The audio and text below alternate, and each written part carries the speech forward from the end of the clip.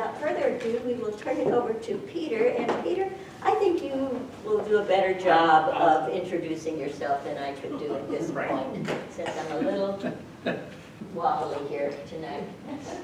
Okay, I know some of you people have probably seen me talk before. I've got a few different things tonight, but for those of you that don't, I'm a lifelong Michigander. My name is Peter Sinclair. I live in Midland, where I was born.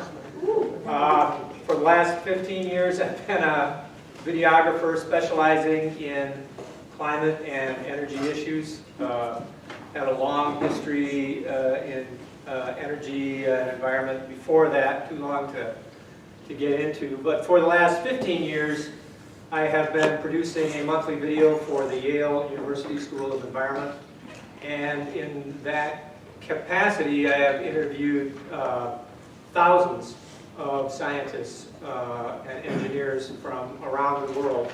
And what I'm most proud of is that over that time, they have apparently come to trust me enough that they started to invite me out into some of the kind of crazy places where they do their field work. And I started doing that about 10 years ago. This was in the Northern Cascades. Is that you? No, me holding the camera. And then the following year, I got a call from the gentleman in the middle there, Dr. Jason Box, who is now with the Danish Geological Survey. And he said, "Do you want to go to Greenland?" And I said, "Sure." And he said, "There's only one catch, you've got to raise 50,000 bucks.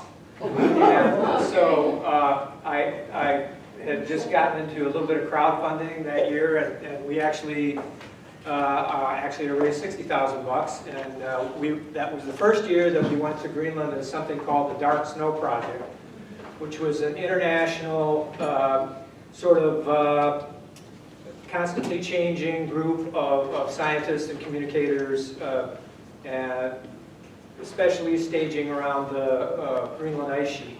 And so I just went back there for the 7th time this past summer.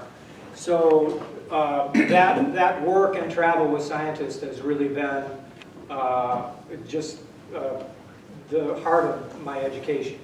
And so I'm going to talk about some of the things that I've learned there. I'm going to talk about what happened this year. This is a satellite picture of our camp on the ice sheet in 2014. So that year I actually managed to spend a couple of weeks directly on the ice sheet. So that is a physics education right there. I like to start presentations with an old saying that I think is pretty appropriate when we talk about climate and energy. It ain't what you don't know that gets you into trouble, it's what you know for sure that just ain't so. And as an example of that, most people say that that was said by Mark Twain, but it actually was not. So somebody said it, and it's probably never been more appropriate than the moment we're in right now. So bearing that in mind, this was July, I think July 9th, in Greenland, a place called Kangerlussuaq, which is one of the main air bases there. It's an old strategic air command base. You may wonder why airstrips in Greenland are commonly sited next to 500-foot granite walls. It's just because there's so many 500-foot granite walls.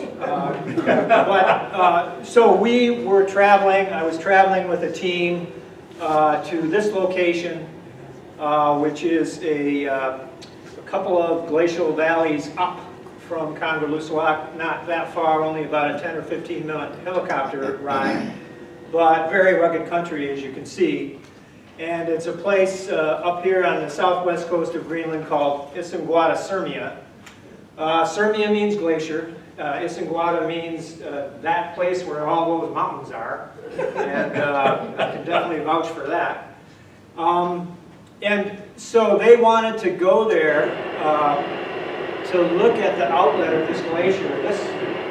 This is the upwelling of the meltwater from the glacier, which at this particular place goes down several hundred meters and sort of pressurizes below the glacier and then comes up in this big upwelling. Wow. And the scientists were wanting to get samples of this meltwater as close to the source as they could possibly be, because they wanted to measure methane in that meltwater, and they wanted to be as fresh, like right out from under the ground as possible. And so that was one of the more spectacular places that I've been to. I did manage to get a little bit of drone footage of that. These upwellings are actually not all that uncommon in Greenland. But this is what the surface of the ice sheet looks like. This is a little bit of the surroundings. You can kind of see people down there just for scale. So you've got basically what amounts to a fjord with a glacier coming down it, and then beyond that is the ice sheet itself, which is 3 times the size of Texas and up to 2 miles thick. Wow. And so you can see this is the melting tip of that glacier. The glacier has been receding for quite some time. And all the dark stuff is basically just dust and pollen and soot and all the same kind of stuff that you see as the snow melts in Michigan in March. It starts to get dark, only just on a much larger scale here. And this is the view outside of my tent. I was in Greenland for about 3 weeks, but we were only 3 days in this particular place. And so this is what I was looking at for those 3 days, and because the lead scientist, Mark Steball, who is someone that I met the very first time I went to Greenland, so we've known each other for a while. And when I asked him, I don't know, March or something, whether I could come, he said, sure, there's just one thing.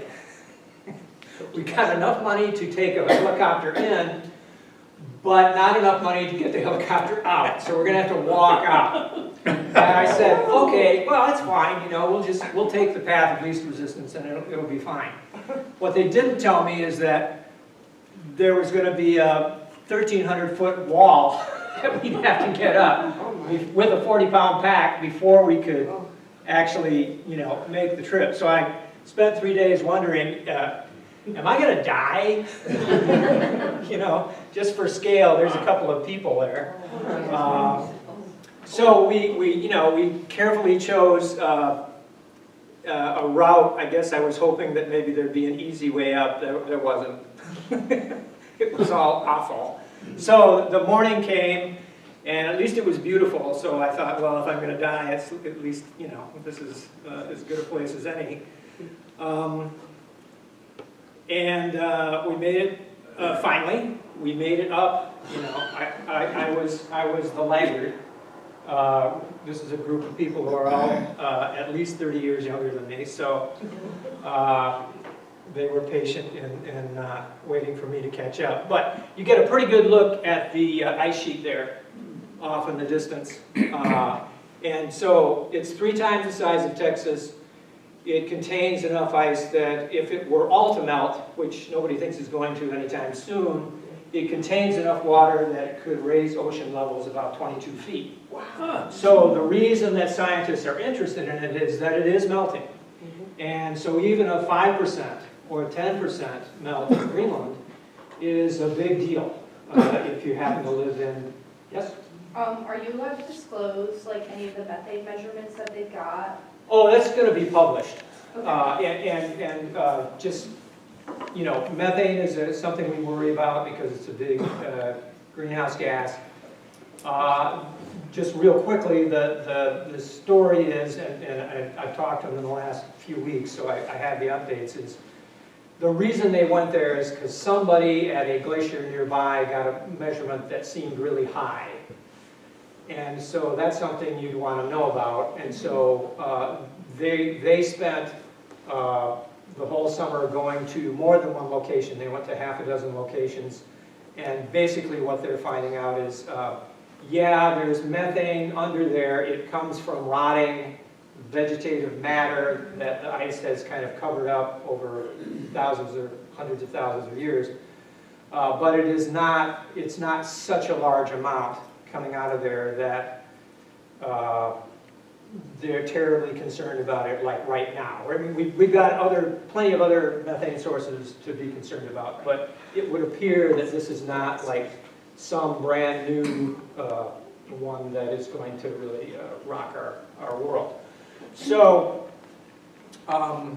so we walked out, and I looked up on the hills there. I said, Jesus, there's some big rocks up there. Those rocks are moving. These are musk oxen. And they're not oxen, they're more like mountain goats, like really, really hairy, prehistoric looking mountain goats. And they were pretty curious about us because we walked about 14 kilometers to get out of there, and they're kind of just watching us from the hillsides pretty much most of the trip. This group finally decided to take off. They got bored or something. And you can see it's kind of a family. They've got little ones.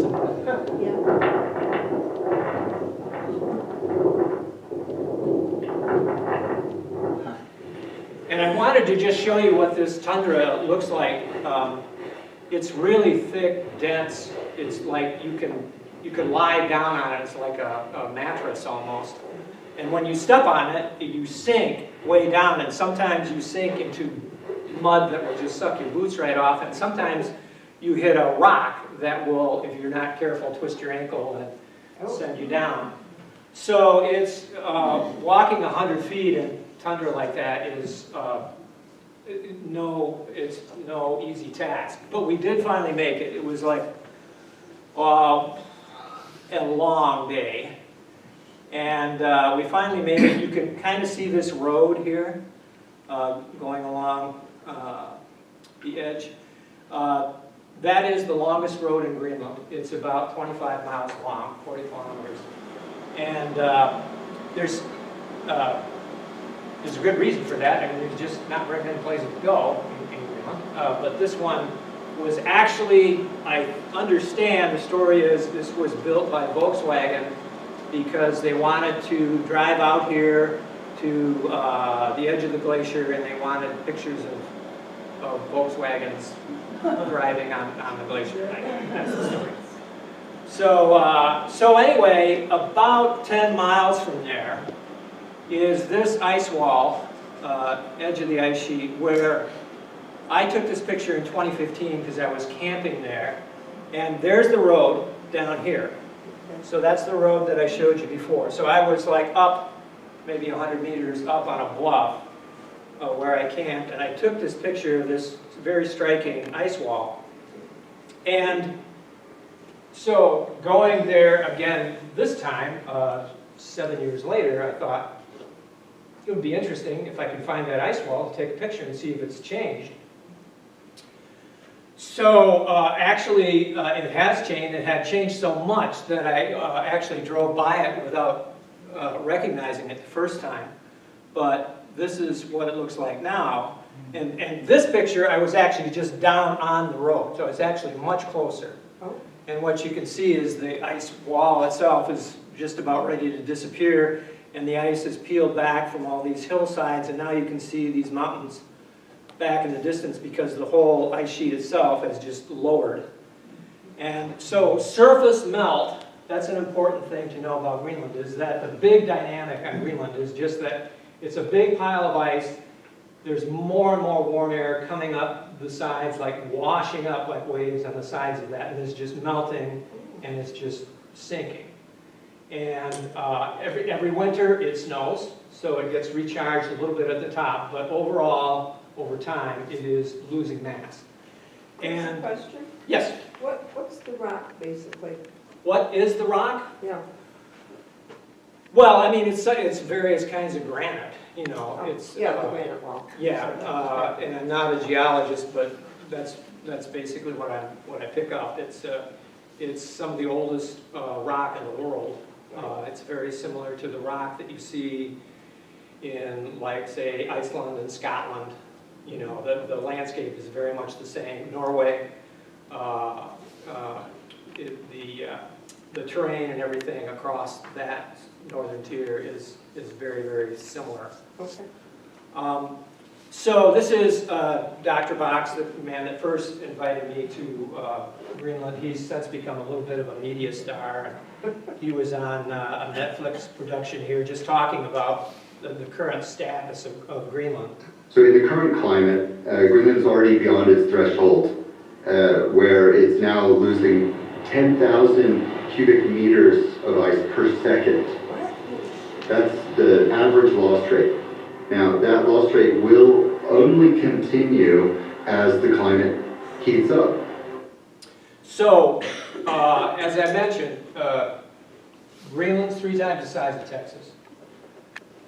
Greenland is melting. On the average, as he said, 10,000 cubic meters, what, a second? Per second. Yeah. And we know that because we're measuring with satellites and we keep a pretty good track. So Greenland is going to give us something like a foot of sea level rise in the coming century. That's already locked in. No matter what we do, you know, if I would say that's if we're like on our best behavior as planetary citizens. We've got about a foot of sea level rise just from Greenland locked in. Now, Antarctica is 10 times the size of Greenland. So Greenland is 22 feet of sea level, Antarctica is 200 plus feet, and Antarctica is starting to move. 20 years ago, if you read the Intergovernmental Panel on Climate Change report from 2000, they kind of, they felt like we wouldn't really see that much change in the ice sheets. They thought that the increased snowfall would sort of balance out the melt and it'd be sort of a wash for most of the century. But in those 20 years, what we've seen is Greenland has really taken off, and Antarctica is now starting to perceptibly move as well. So the estimates of sea level rise that we're going to see have continued to creep up over the last 20 years. And we're now, I think the most recent studies that I've seen tell us to expect globally a sea level rise of around a foot by mid-century, 2050. We're expecting to see another foot. So it's accelerating. It's exponentially accelerating. So when we have storms like Hurricane Ian, and you have 6 foot of storm surge, it means that 6 foot will be riding on an additional foot of sea level, so it's 7 foot. So it enhances the destructiveness of storms, and it just gradually eats away on a day-by-day basis as the tide comes in and tide goes out, and coastal areas around the world. So all those conservative Republicans down in Florida are going to be asking us blue state socialists to bail them out more and more and more as time goes on. There's no end date to this. It just keeps on building. And so we'll talk a little bit more about that. Dr. Box's paper got a lot of attention, and he again pointed out that the massive ice losses are already in motion.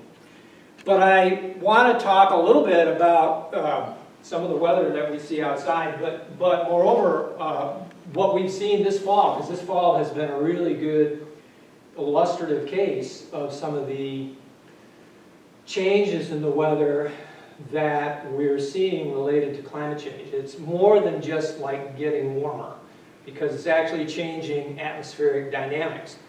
This is a graph from, this is a great site called Climate Reanalyzer at the University of Maine. And they update this every day, and they have dozens and dozens of different graphs looking at different parameters. But this is temperature anomalies, meaning is it higher or lower than average. So higher than average is like red and orange, and lower than average is like blue. And so the interesting thing about this one from October 19th, just a month ago, is that all the cold air was down here. Remember how cold it was? Like mid-October, it was like, got really frigid there for a period of time. And what we didn't realize, maybe living here, is that all through the west and way up into the Arctic, it was much, much, much warmer than normal. And so we're seeing this dynamic where the jet stream has gotten more and more unstable and wavy as the Arctic has warmed. And I'll explain more about that as we go. But so if you look at this here, you see this big bulge of cold air that has come down from the Arctic, and you see that the warm air is all kind of like bulging up there on its own, and then up again here, because the jet stream is kind of doing this big loop down here like this. And you can kind of see it here. It's a little hard to make out, but basically you can see it sweeps up into the Arctic and then down over the eastern United States and then back up towards Greenland. You can see Greenland up there. So, so they get the big bulge of warm air here going up in the Arctic, the big bulge of cold air here, and then another big warm bulge up there. So this is a world premiere video. Nobody's seen this one yet except my editors at Yale. I just turned it into him just a few days ago, and maybe he'll post it tomorrow, we'll see. But you'll see a number of scientists here that I have gotten to know pretty well, who have been looking at this whole process of as the sea ice retreats up in the Arctic Ocean, then you have huge areas the size of Alaska or California and Texas combined, that used to be reliably covered with ice throughout the year and would stay pretty much below freezing most of the time. Now you've got open water.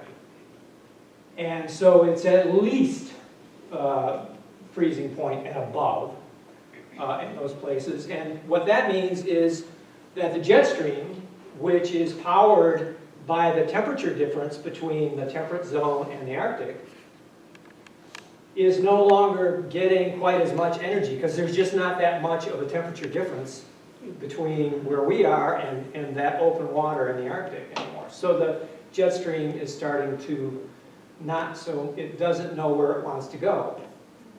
And this video will explain it a little bit more. So you'll see a few scientists here. You will also see some other friends of mine. We have TV meteorologists now who are in major markets starting to explain the weather that people are seeing in terms of the climate as it's changing. So Chris Cloninger, you will see here, who used to be at WNEM in Saginaw. Now he's at KCCI in Des Moines, chief meteorologist. You'll also see Jeff Berardelli, who some of you will recognize from CBS News. He is now chief meteorologist in Tampa, WFLA. But anyway, so watch this. It gives kind of an overview of what I'm talking about. The Arctic scientifically is now proven to impact on the polar jet stream. The polar jet stream in turn regulates heat waves, droughts, floods, forest fires. The jet stream forms where warm air from the tropics meets cold air from the poles, and it moves weather systems from west to east due to the rotation of the Earth. Exactly how much effect climate change has on the jet stream is hotly debated.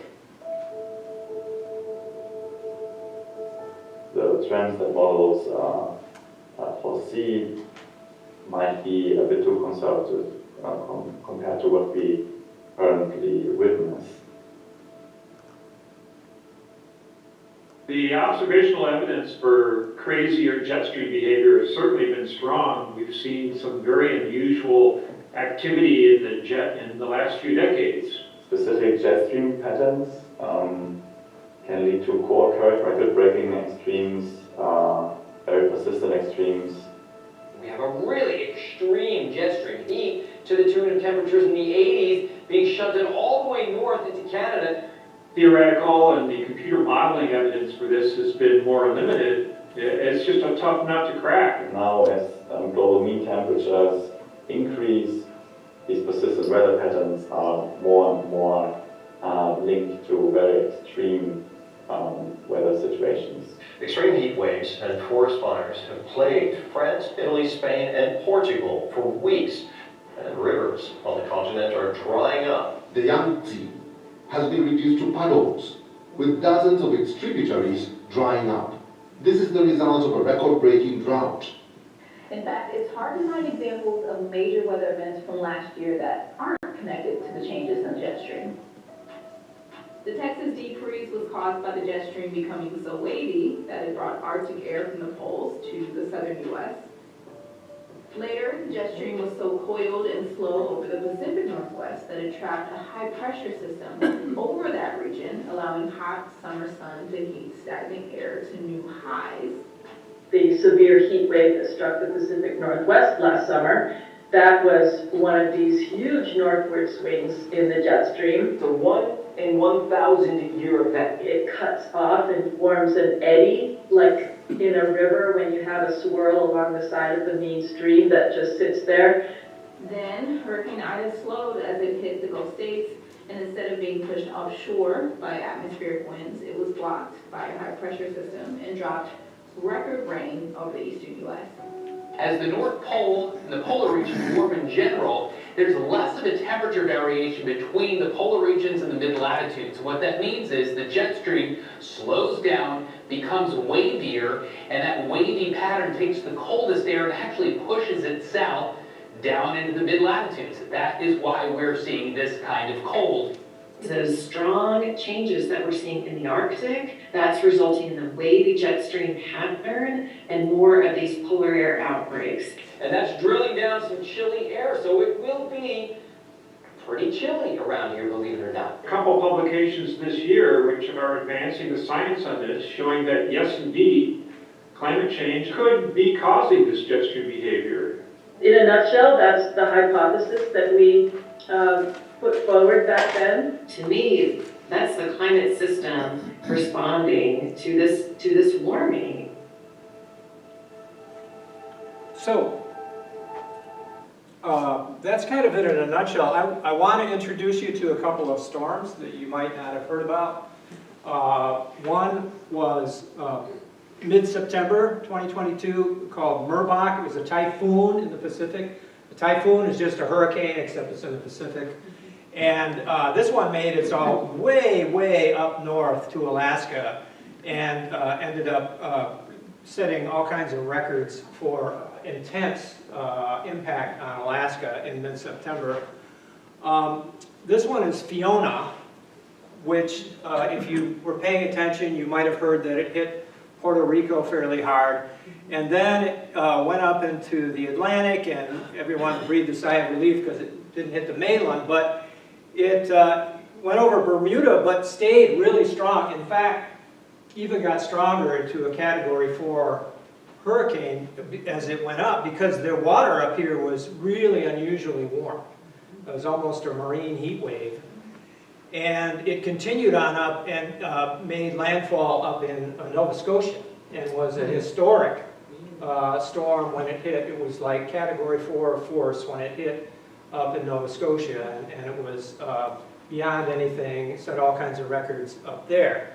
So Jennifer Francis, who you saw in the previous movie, I asked her, because I was talking to her right about the time that Fiona was heading up into the North Atlantic, and we discussed the meaning of these storms. One of the interesting stories with Fiona and Merbach as well, which was the big storm that hit western Alaska last week, those both were tropical systems. Fiona still is, but it's transitioning now. Both of those storms went over an area of ocean that was much warmer than normal even you could even call it an ocean heat wave that they both went over. And so right now we're seeing Fiona be a Cat 4 hurricane, and it's one of the northernmost Category 4 hurricanes that's ever formed or ever existed in the Atlantic. And this is partly because we've got these blobs of very warm ocean water now sitting in various places, especially in the northern Pacific and northern Atlantic. And so when these storms come along, they've got a lot of energy to tap into.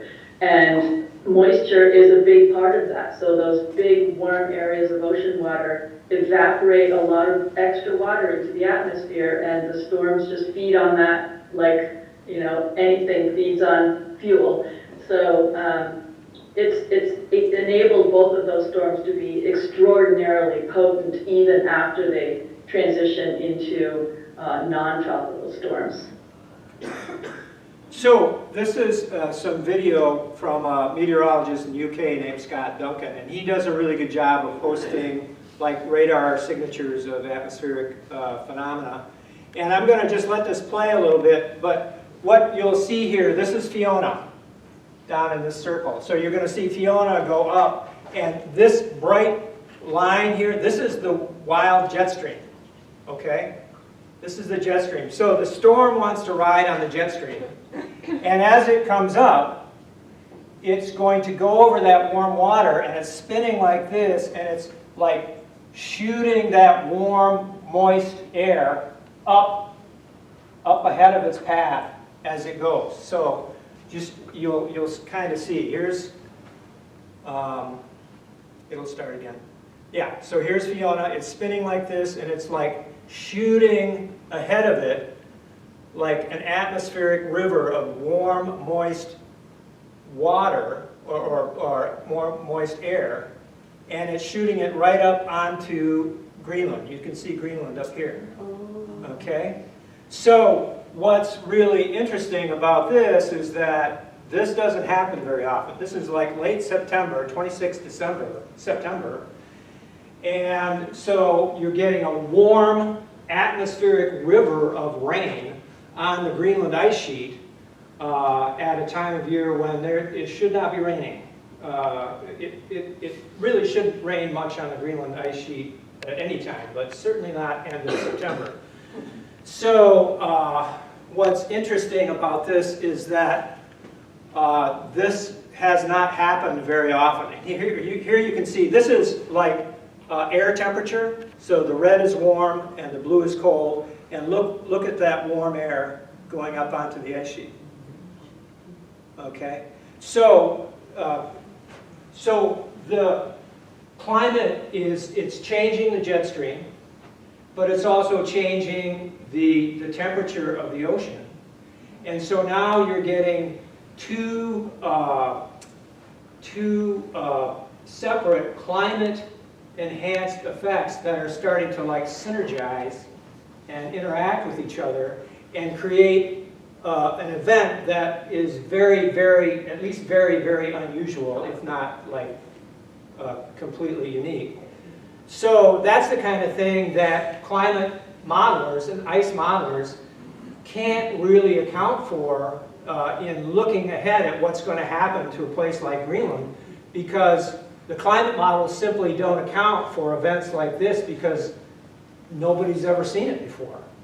And we don't know how much impact this is going to have. We do know that that rain event caused a visible spike in melt from Greenland just because of all the warmth and just the warm water that it brought.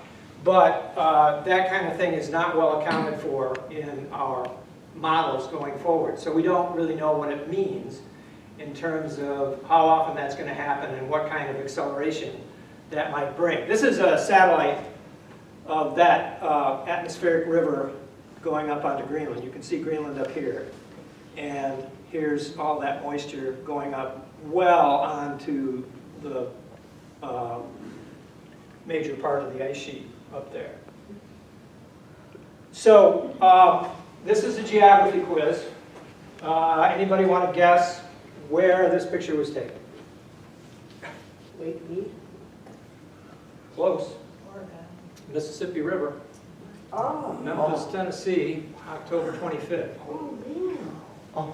So, very interesting pictures coming off the Mississippi. The Mississippi north of Baton Rouge and up to about Tennessee over the last few months has been at historically low levels.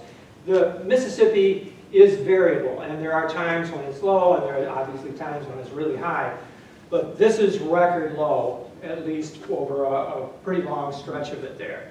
And it was hugely impactful and has cost us a lot of money because barge traffic on the Mississippi is the major way that most of our agricultural produce goes out to the world. So farmers were finding themselves, they couldn't get their produce out on barges as they usually do, so they either have to sit on it or truck it out, which is much more expensive, or sell it to someone at a really reduced rate. And so terribly impactful on farmers. And not just the Mississippi this year. This year's been a little bit unique because in Europe over the summer we had not just the Rhine, but the Seine, the Danube, the Po, all of the great rivers of Europe were way down. And they were running into the same kind of problems there because those are major shipping routes. So they were having a huge heat wave. They needed a lot of extra energy to peak electricity use for air conditioning. But at the same time, nuclear power plants were having to derate or cut back or shut down because the ones that were located on rivers, the water was either not available or too warm, so that if they use it for cooling, then they warm it up so much that they kill everything in the river. So they have to shut down the nuclear plants. The coal plants couldn't get the coal because it's shipped by barge on the river and the barges weren't getting through. And at the same time we had a war going on in Ukraine and Russia was throttling back on their gas supplies at the same time. So we're in an era where we have autocrats in Russia who are wanting to use fossil fuels as a weapon against us, as a weapon against democracy globally. And so we have that dynamic along with this climate dynamic going on at the same time. And of course we talked about the NECs. And this is today. This is the National Oceanographic and Atmospheric Administration's drought map. And it's pretty much like what you think. Yellow is kind of dry, abnormally dry, all the way up to dark red, which is exceptional drought. So you see in California, but look at Kansas and Missouri. I was in Missouri in August or September, and every riverbed was just a sandbar. And it was just before the Mississippi really sort of crashed. But so even like right today, we're in something, I think Chris Cloninger said it was something like 84–85% of the continental U.S. is on some kind of abnormally dry condition right now.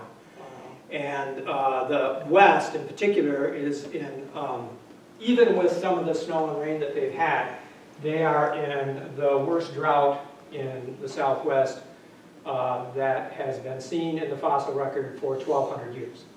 So, you know, there are cyclical droughts that happen in the Southwest. We can see them in the fossil record, but there's not been anything like this, and the scientists that have been looking at it say that it's because the temperature, on average, is 1 degree centigrade or so warmer, and that just means for the same temperature, you're going to evaporate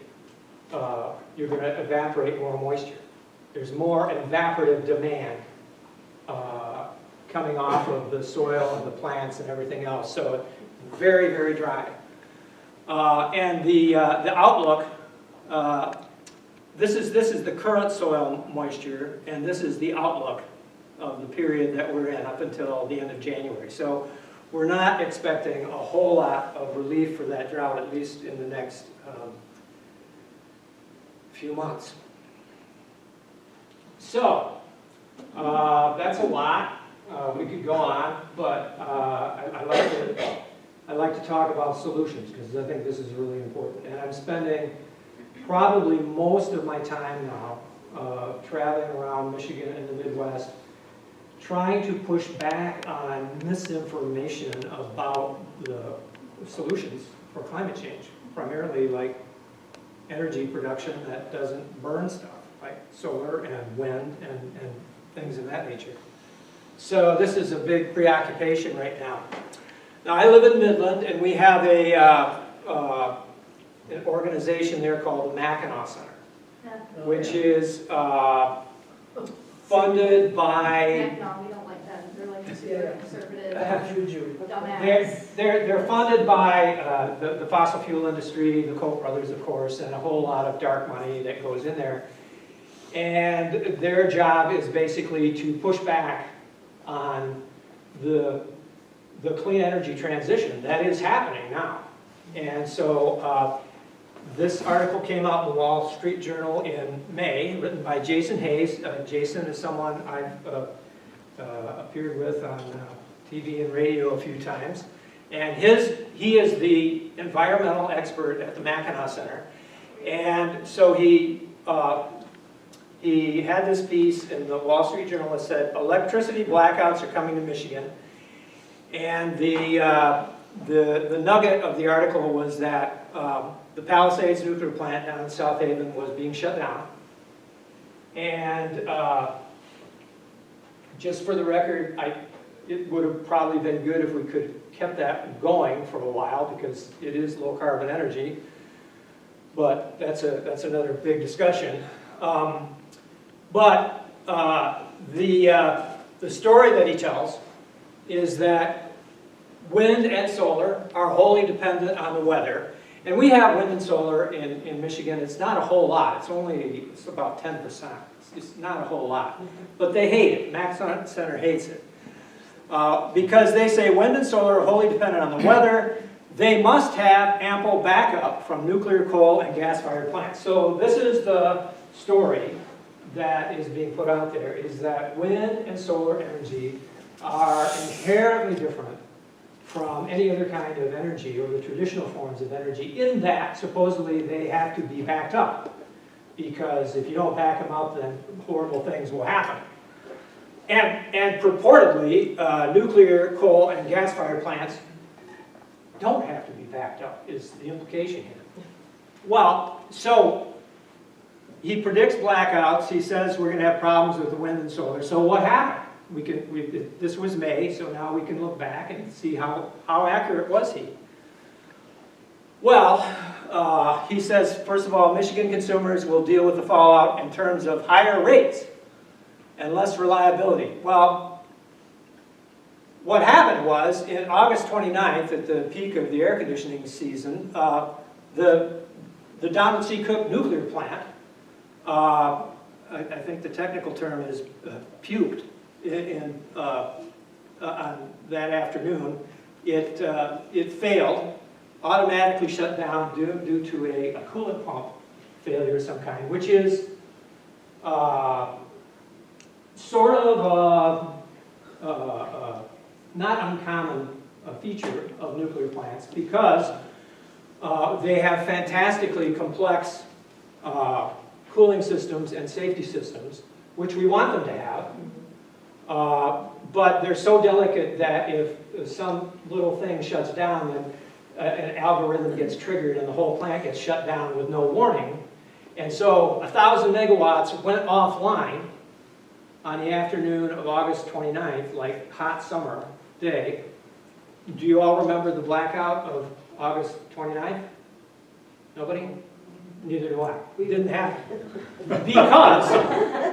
Because all nuclear plants are, of course, built to have extensive backup throughout the grid, just like any other kind of energy. You can't get a license for a nuclear plant from the Public Service Commission or any other kind of plant unless you can show what happens if this thing breaks and if it goes offline? Because nuclear plants not only occasionally shut down totally unexpectedly, but every 18 months or so you have to shut them down and refuel them, and that takes about 4 to 6 weeks. So what are you going to do for the 4 to 6 weeks? Well, you have backups. Okay? So the moral of the story is that anybody that tells you that solar and wind are more expensive or are somehow deficient or are somehow unique because they have to be backed up, you know, one of two things is true about that person. Either they don't know what they're talking about, which is most commonly the answer, or sometimes they do know what they're talking about and they're deliberately misleading you. Okay? There's no other choice. It is one of those two. So, and as far as the rise, as Jason predicted, that electric bills were going to rise. And he was right about that. But why? The Wall Street Journal says electric bills soar across the country due to rising natural gas prices. Utility customers faced with the largest bills in years as natural gas prices continue to climb. Why is natural gas climbing? Because of the war in Ukraine, right? The Russians are squeezing the natural gas supply. This would not have affected us so much 7 or 8 years ago because we had it by law. We could not, the U.S. was not exporting large volumes of natural gas. But that law was lifted, and so for the last 7 or 8 years, we have been rapidly expanding the amount of natural gas that we export on these giant ships called liquefied natural gas. They compress it way down to like 1 to 600 volume, and we send it all over the world. And we are now like one of the leading, if not the leading, exporters of natural gas. So the natural gas that comes from under our territory, we are now the #1 producer. And yet that gas, you may have thought, because you know we're Americans and it's American and it belongs to us. Anybody think that? That's not true. That's not true. No, as soon as it comes out of the ground, it belongs to multinational corporations, and it is priced on a global price. And it is moved around to whoever will pay the most for that gas. So we're now competing with people in Europe and Asia who will pay 3, 4, 5, sometimes 10 times more for natural gas than we pay here. So yeah, our prices are going up for natural gas. Natural gas prices in the U.S. have more than doubled this year because of the global supply shortage. You may have seen this picture from the North Sea. This was, the Russians just went ahead and dynamited a big gas pipeline that was connecting them to Europe. And it was kind of a message like, yeah, we're serious, we're going to cut you off. And so this is a very interesting story that's playing out right now. I'll talk more about it maybe later. Here's the price of natural gas in the US as of like end of September. And you can see what's happened over the last year or so. There's the Ukraine invasion right there. Okay? So this is the future. Okay? So whenever something happens overseas that crimps the supply of natural gas or causes demand to go up, whether it's a weather event or a political event or whatever it might be, that's going to affect the price of gas here in the United States. And so, so just get ready for that. In fact, at the peak of summer in July, this was the kind of the worst critical moment in this offshore wind that was coming online off of the UK was actually 9 times cheaper. It was coming in 9 times cheaper than the price of gas for generating electricity at that time. So it was like 48 pounds sterling per megawatt hour versus 446 pounds sterling per megawatt hour of gas generation. Okay, so so at least for this summer, Mr. Hayes got this story like completely 180 degrees backwards, okay, in terms of what we're actually observing. And then we talked about the Rhine and the difficulty in shipping. Low water levels were causing output at coal-fired plants to plummet, coal shortage because of low river levels, and problem for coal, nuclear, and hydro plants across Europe. In France, output cuts to their nuclear because of low water levels, uncertainty for the big, France has a huge nuclear industry. As of August 29th, 57% of the nuclear generation capacity in France was offline, either due to warm water, low water, or simply because the plants are getting older and they're running into corrosion problems and cooling water problems of their own. Just October 23rd, this is still just a few weeks ago, in the Wall Street Journal, France's nuclear reactors malfunction as energy crisis bites. They swung from being one of the largest exporters of electricity to a net importer because of outages at reactors. Now at the same time, in Texas generates a lot of energy, and they have a lot of they are about 50% gas, 20% coal, 20% renewable, and 10% nuclear.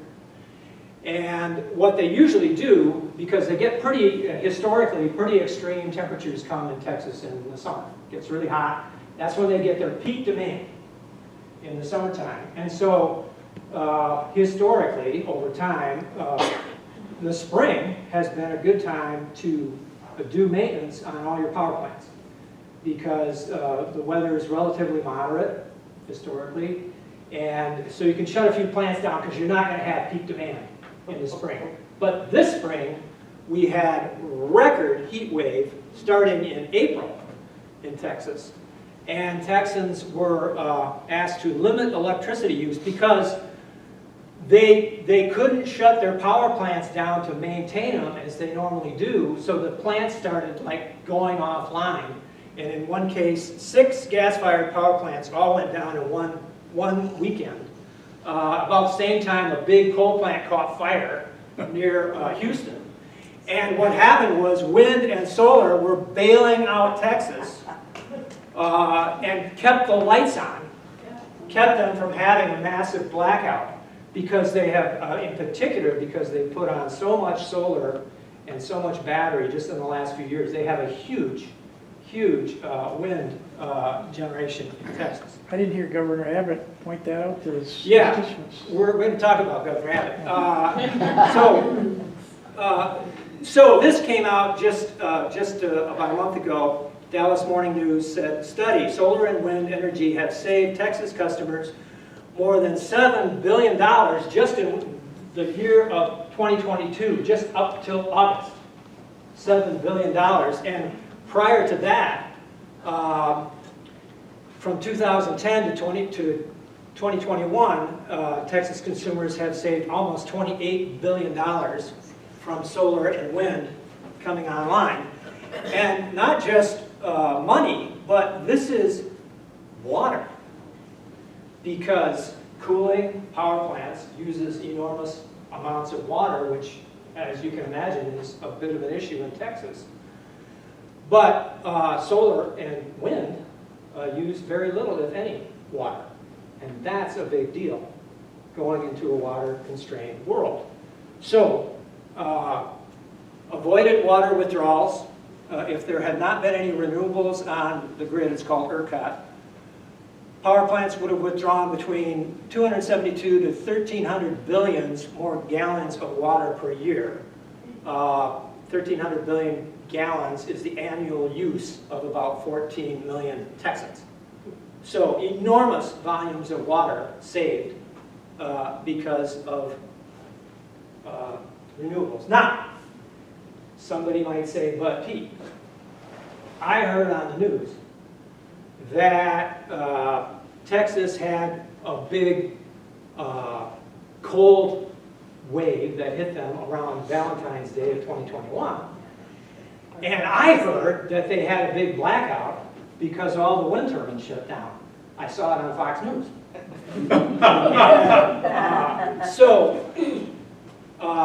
So this is the big jet stream wave that came down into, way down, even into Mexico.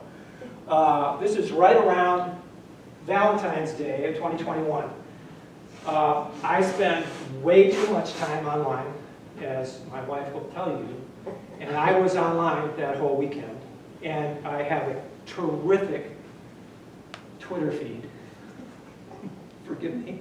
I have a terrific Twitter feed of energy experts, and there was like this chatter going on, like Texas, something bad is happening in Texas, because they were seeing this come down and it was starting to cool off, and they were starting to see things happen in Texas that were like really ominous, really ominous. So I called my friend Michael Osborne. Michael Osborne is the former CEO of Austin Energy, which is one of the biggest utilities in Texas. And I called him up and said, Michael, what the heck's going on? This sounds really serious. And he's sitting and able to look at what was going on with the grid in real time. And he said, yeah, gas lines are starting to freeze off. Power plants are shutting down. He said, I'm seeing this right in front of me. We could lose the whole grid. And so I was watching very closely, following my contacts online, but also following Texas media. So the Texas big TV stations like WFAA in Dallas, KHOU in Houston, KDUE in Austin, had amazing professional coverage of this event as it was going on. And I was also following, of course, the Houston Chronicle and the Dallas Morning News. And so I got a pretty good picture of how this whole thing unfolded, and I made a video, which sort of describes the whole thing.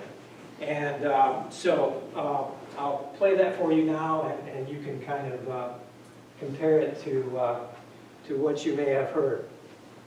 4 minutes and 37 seconds, ERCOT revealing tonight that's how close Texas was from a total collapse of its power grid. What we saw in Texas, was a colder, deeper, wider amount of weather that we've really, ever seen. We've had cold weather, we've had events that have led to failures before. We had really bad deep freezes in Texas in 1983, 1989, 2011, and 2021. And each one strained the grid and led to blackouts of one sort or another.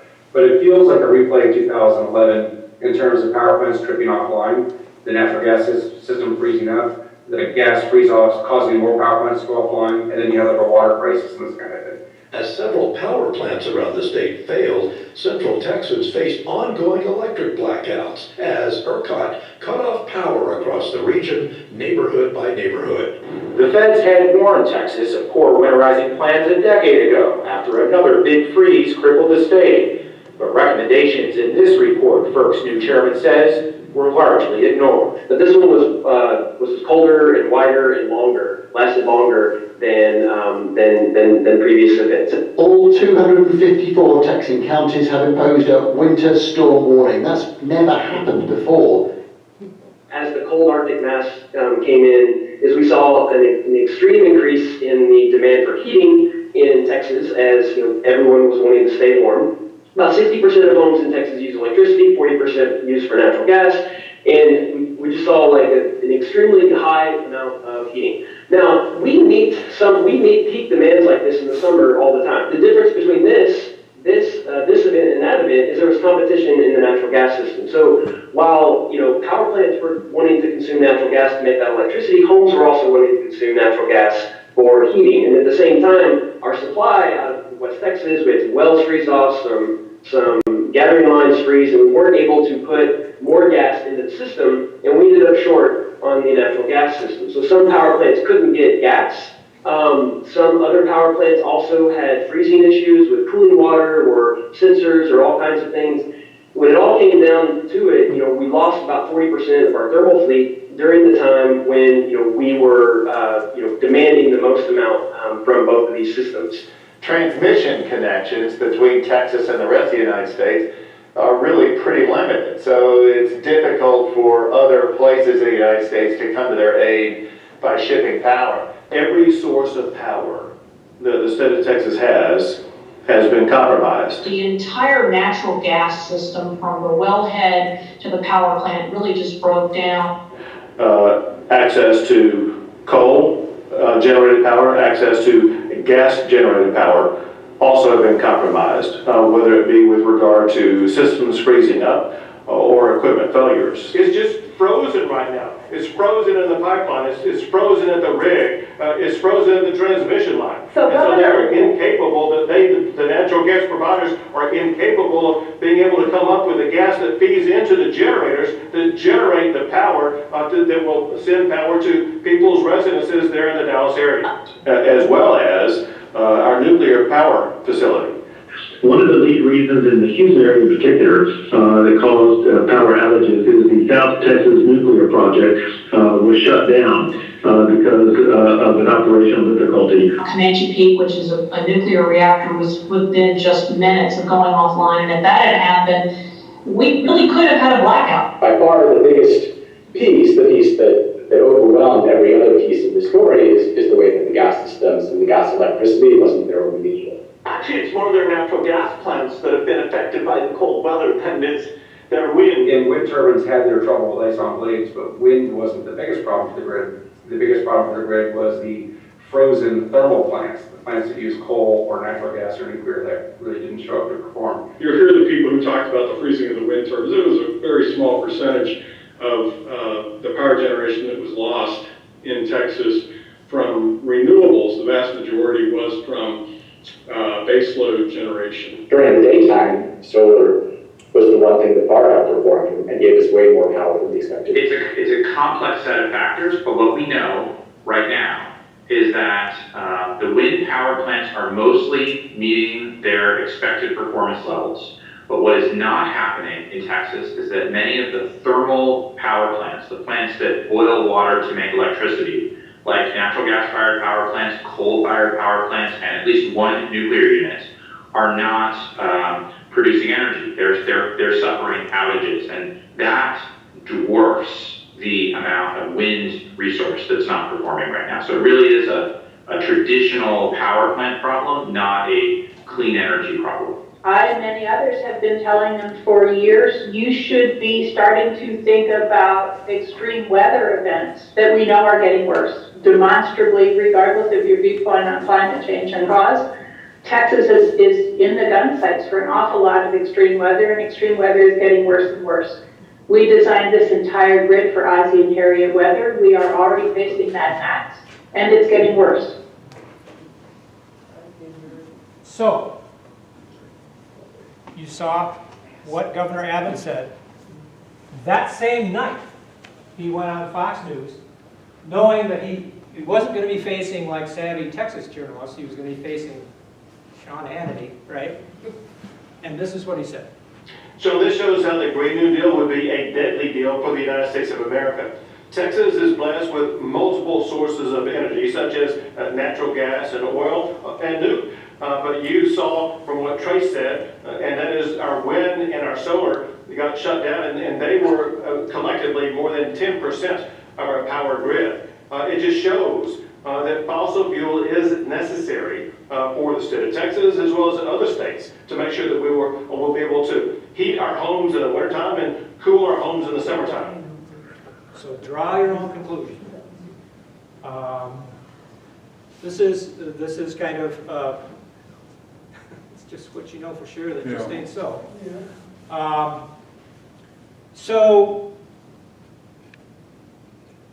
Yeah, the moral of the story is that the war in Ukraine is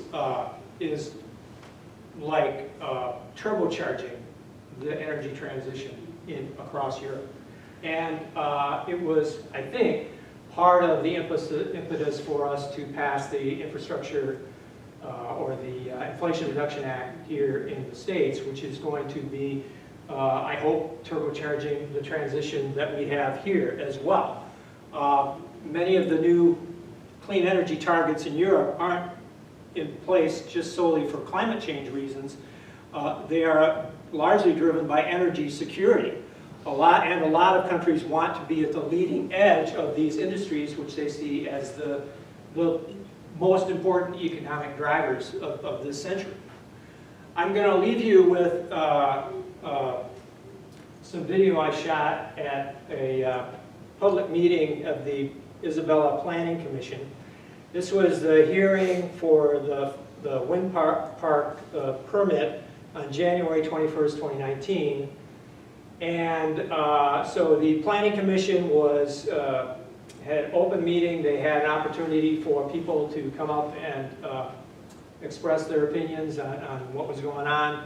And a whole lot of people did, pro and con, mostly pro. And, but the one person that really brought the house down was not a professor at the university or a politician or a business leader. It was a humble farmer named John Fabian. And when you hear what he has to say, you'll understand why he affected so many people so deeply. Hello, my name is John Fabian, 6531 East Vernon Road, Rosebush, and my family is in support of this, and probably for a different reason than anybody in this room. In 2004, our son Eric Fabian, as an 18-year-old United States Marine, was sent to the country of Iraq, combat duty in a region called the Triangle of Death, and after 7 months of combat, he returned. He still has physical and emotional scars from that duty. And the reason we all know these men were sent there was for energy in the form of crude oil. And 15 years later, we still send our young people to the Middle East for crude oil. And projects like this that create the energy right here that's going to be used here, not put in a tanker and sent around the world. These are the projects we need. And so Apex is willing to partner with our family and put a windmill or wind turbine on our property. We're willing to do that, so maybe it will keep some other family from seeing their son or daughter sent to these foreign lands for energy when we can produce it right here.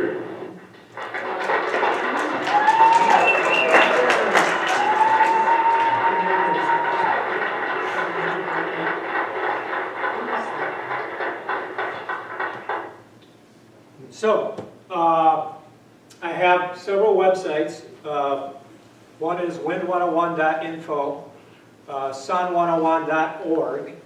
These are sort of repositories for good information about clean energy that I want people to use and share online, because we're in a bit of a crisis right now in citing clean energy, because the fossil fuel industry and groups like the Mackinac Center have very shrewdly figured out that the choke point for this energy transition is at the local level in small town and rural places across the Midwest.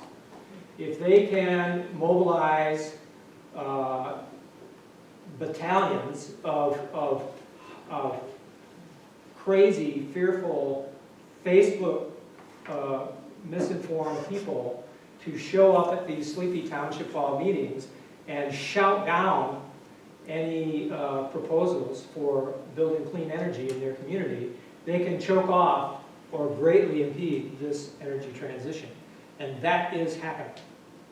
So this is, if I have an action item for you today, it is find out where in your community, in your county, across the state, there are proposals for clean energy. They're everywhere. And show up at some of those township meetings, or write a letter, or write an email, or make a call to some of those officials and tell them that this is important to you, because they are under attack. They are being threatened with death for approving some of these projects. They are afraid to go out, some of them,